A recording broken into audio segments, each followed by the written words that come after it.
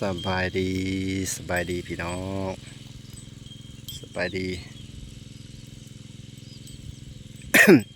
ยามสวยๆมานี่บ่าวแพงยายอ้วนสูบน้องเอาปลาพี่น้องยายอ้วนอยากได้ปลาไปขายน้ำของสาวแพงปลาเมาสบายดี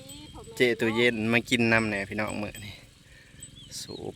น้องหน้าบ่าวแพงได้แหละพี่น้องเอ้ยบอกคือหน้าบ้านอยู่ประชองน้องบ่ได้ปลาคือสิได้อยู่ดอกคงนี่ เก็บพัก โอ้ปลายังแหลนเป็นหัวยายอ้วนกำลังเก็บผักพี่น้องสบายดีเบิดสุขุสุคนเด้อ FC โดนเพาะกันเถื่อพี่น้องสูบเพื่อต่อยาวเติบพี่น้องผู้หอดหนาแรงเลยพี่น้องปลาไว้กับน้ำบกไก่สิกินเบิดก็ต้องสูบพี่น้องยายอ้วนเพิ่นจะเอาปลาไปขายตลาดมื้ออื่นวันยังแม่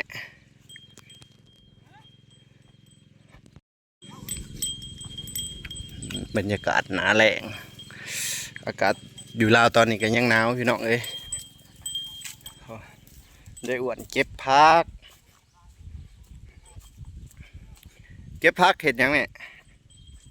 ปลูกไร้คือเก่าปลูกไร้คือเก่าพี่น้องลุงบ่าวแพงพี่น้องรถพักนะโอ้พี่น้องเอ้ยโทรศัพท์กันจึงเป็นยังไงแหละ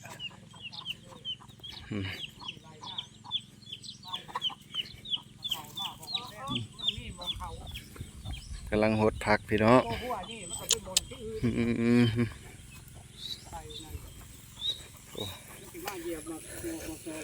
ลายคือเก่าลายคือเก่าพี่น้องปีนี่เดี๋ยวอ้วนกำลังเก็บพักสีขันโสมอันนี้โอ้ผักหอมปอมงามพี่น้องเลยงามแต่เขียวเอาอันนี้ถั่วพี่น้องนี่ถั่ว5 กระปุกหวังว่าสิได้ขายเดือนหน้าพี่น้องบายดีเบิ่งสุคนเด้อมาเบิ่งพักงามคือเก่างามคือเก่าพี่น้องพักเบาแพงปีนี้ก็ได้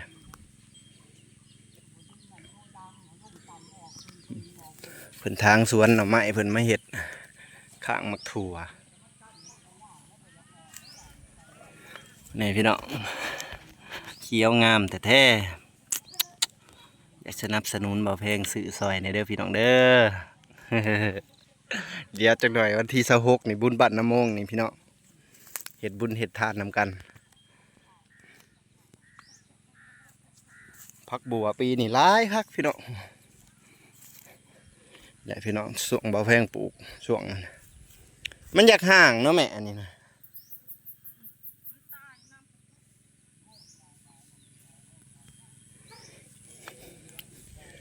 ใหญ่อ้วนเก็บผักขันสมบรรยากาศยามสวยแดดพี่น้องเอ้ยเก็บพักแดด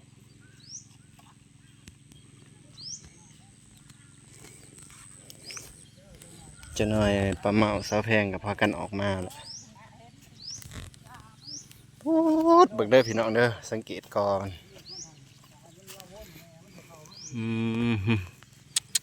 เนาะเหงาพักบัวเอาห้าวอย่างนี้งามมาเลยพี่น้องเลยโอ้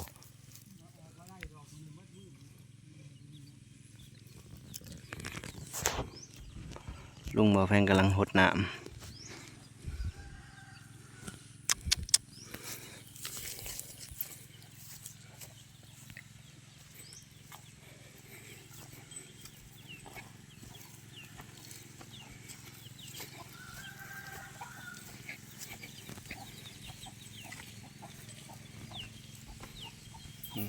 เก็บผักเก็บพักเด้อพี่น้องเก็บพักตากแดดแดดก็แดดสุดเก็บมื่อไงพี่น้องความงามเขียวขนงัวเลยผมโอ้ยตัวนี้งามคักกันเลย สั่งได้พี่น้อง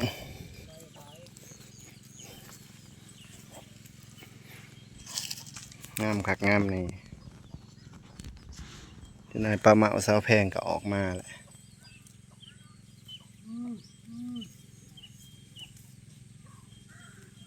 ปลาเมาสาวแพงออกมา อยากกินขั้นโสมเก็บได้เลย อืม เจลิใบมันตีแต่ดูหลีกเนาะดูหลีกก็ได้ขั้นโสม ขั้น มื้อบุญบ้านในพี่น้องมีคนสนับสนุนยายอ้วนได้เป็นพี่อันทางประเทศไทยพี่น้องซื้อซอยยายอ้วน 2,000 บาทให้เอาลงวัดบุญบ้านไผสีโมทนาเพิ่มค่ะเอาเด้อพี่น้องเมื่อวันที่26เนาะบุญบ้านบ่อแพงพาป่ามาแต่ไทยได้พี่น้อง ปลามาตัวนี้ พาป่ามาแต่กรุงเทพพู้ต้องเฮ็ดอาหารกันกินบ่อแพงก็สิเอาผักเข้าไปมอบ พักก็ได้พี่น้องปีนี้ยายอ้วนนะ ขอขอบบุญขอบคุณพี่อันหลายๆเนาะขอบคุณไว้ลวงหน้าพี่น้องเดี๋ยวฮอดมือนำบ่อแพงสิถ่ายให้เบิ่งอีกเนาะฮอดมือก็ให้พี่อันอยู่ดีมีแฮงแล้วก็สุขภาพแข็งแรงร่ำรวยเด้อพี่อันสุขดีมีชัย สุขภาพกินแพงเนาะดีแห้งปีใหม่ ปีใหม่ก็ น้ำเป็นรสเป็นนมพักใหญ่อ้วนจะดี นี่กำลังเก็บพี่น้อง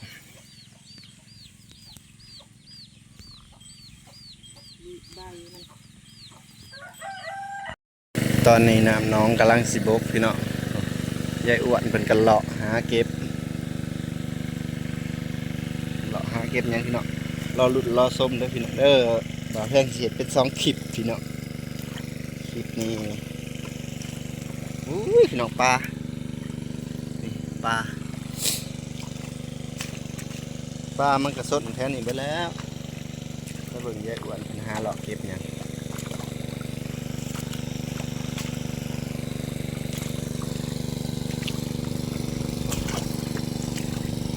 รอลุ้นรอส้มอุ้ยไปแล้ว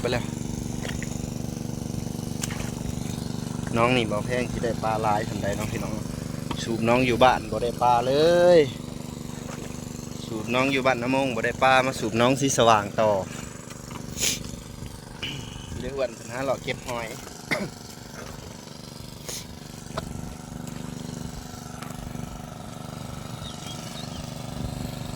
ได้ไหมหอย ต้องกดทัดโต๊ะเนาะ ไก่เลยแหละ ส ไก่ บายดีแต่ว่าเย็บพอยทัดโต๊ะเนาะตอนบกเจ้าว่า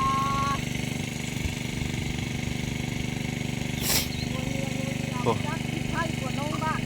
ถ้าเบิ่งตอนบกเด้อพี่น้องเด้อปลาสิหลายสำใดน้อง ขา นี่ เบิ่งขาส้มตอนบกพี่น้องว่ามันสิได้คือมันบ่ได้ขาลูกกัน ถ้าบ่ได้ก็ลุบน้ำมันยายอ้วนนี่แหละ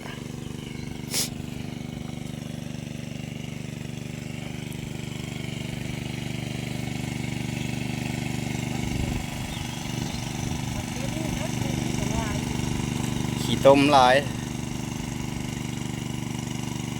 ยังโหลคือหัวปลาขอแท้ ไปแหละ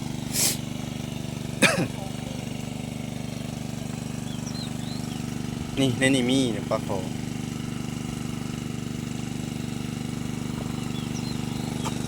โอ้หมกหอยพี่น้องยายอ้วนหาเลาะเก็บหอยก่อนเลยหาทีมงานเจตู้เย็นมา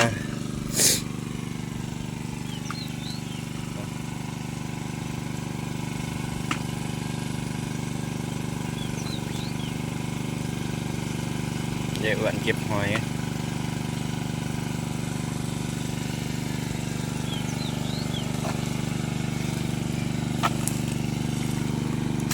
เป็นสีเอาปลาไปขายพี่น้อง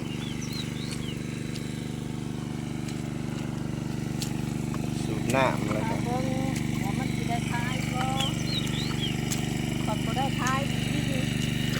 ได้บ่พอขายก็กินเพิ่นว่า สู่พี่สู่น้องกิน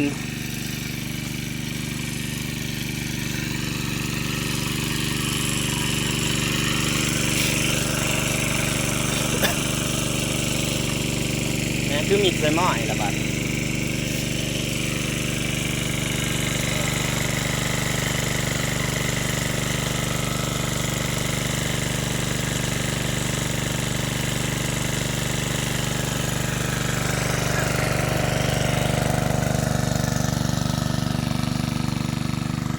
รอชมกันเด้อพี่น้อง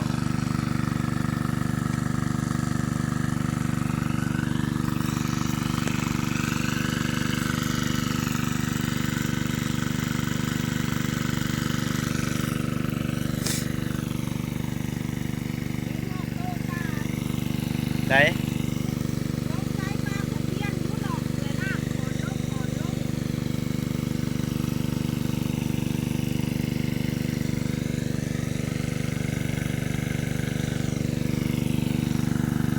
เอาพี่น้องคลิปนี้บ่แพงกันสิขอจบคลิปสำนี้รอเบิ่งคลิปต่อไปพี่น้องก้อนน้ำบกเนาะมาลุ้นมาส้มกันเด้ออย่าลืมเข้าไป